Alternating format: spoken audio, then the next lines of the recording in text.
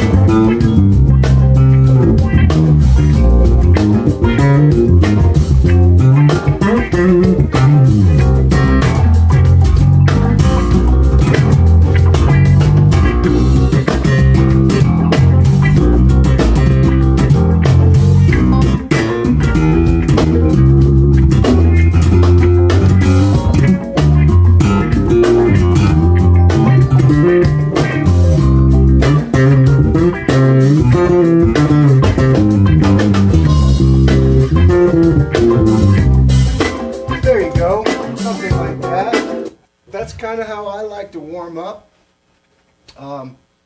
3 chords and just improvise. It's good to be able to jam you know. I've always been a jammer. Ever since I was a little kid, we would get together and jam. We didn't always just learn songs, covers and stuff. We'd just jam.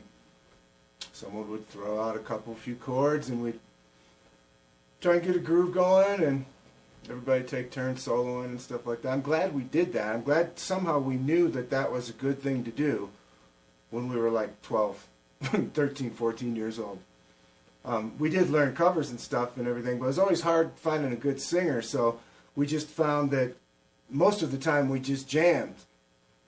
And man, that skill, that ability, that kind of instinct to be able to jam has carried me through 40 years of loving the craft of playing bass.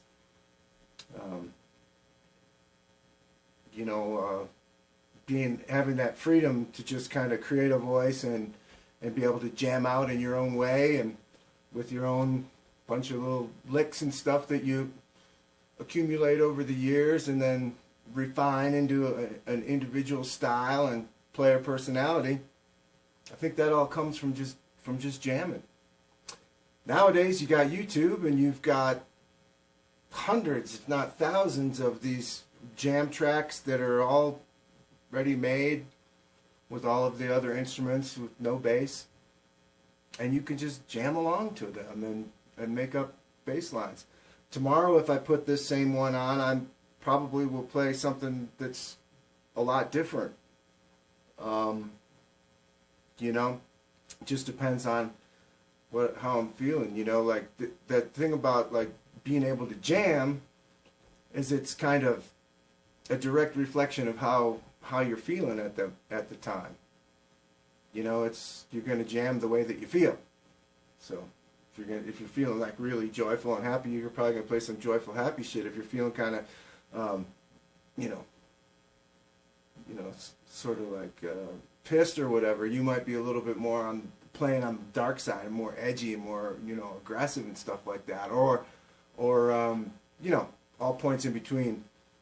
The idea is that when jamming becomes a vehicle for expressing how we are feeling emotionally, I believe that's the most, you know, genuine and truly authentic way to play our instrument.